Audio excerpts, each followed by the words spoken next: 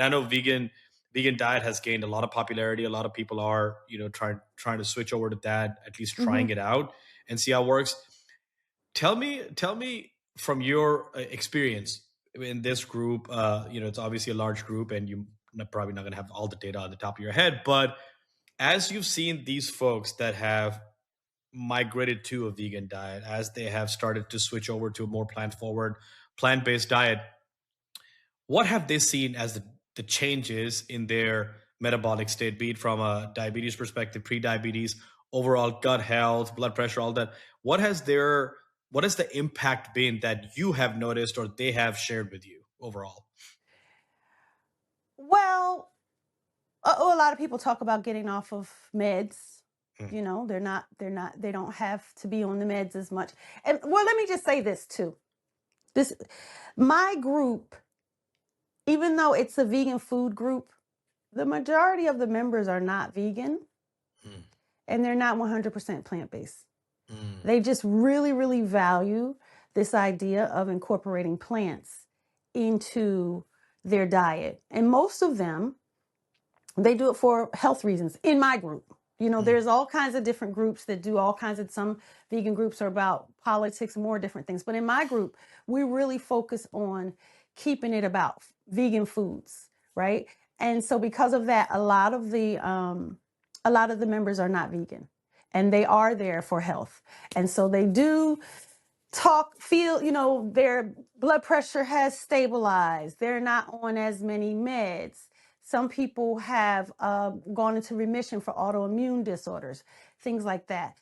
We don't talk a whole lot about health in the group because health is a personal journey. Fair enough. And sometimes when you deal with groups like, well, any kind of large group, like a half a Yeah. million people, you're going to have a lot of different ideas about a lot of different things.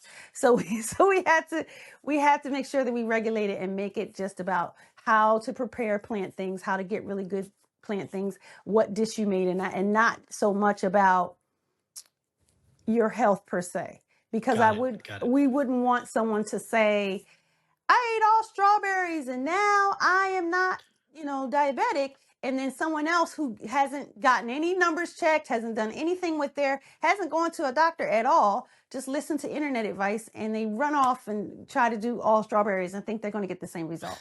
So we really try to regulate misinformation.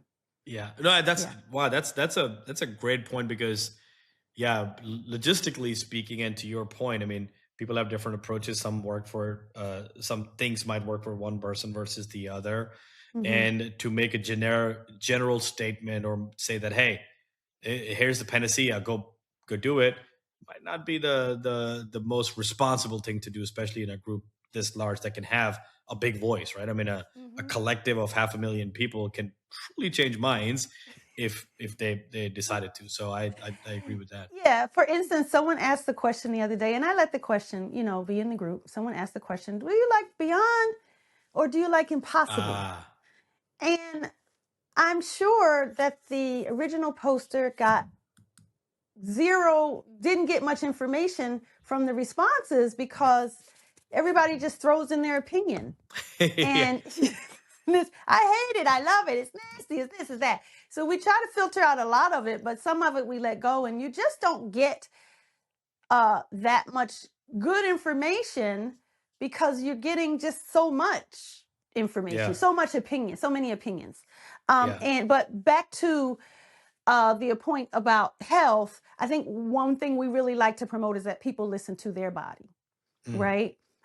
So make sure this is, I'm not even a proponent of going 100% plant-based if you're not ready and if it's not your time and if it's not for you, right? But I am a huge proponent of people getting 30 plus variations of plants a week.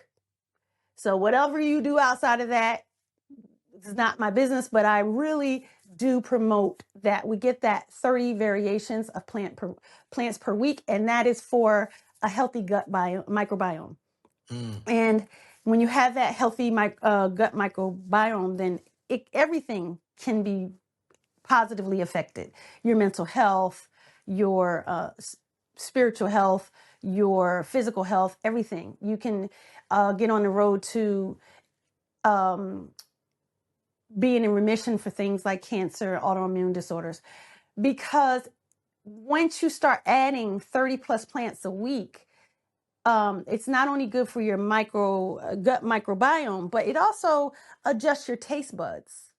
So Mm, if you're just adjusted your taste buds to eat more plants, then you're going to want more and more plants, and that's just going to lead to more and more health, I that is believe. very interesting.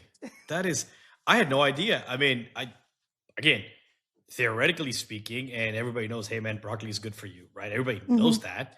But the changes that those small incremental ads can make, right? So for example, hey, if you don't eat any vegetables for, and I trust me, I have a lot of friends that, man, they the V word in their mind, keep it away from me. I'm not Hmm. gonna eat vegetables. And they for them it's a starting point, right? It just have something, right? And then increase over time. You brought up a very interesting point about gut microbiome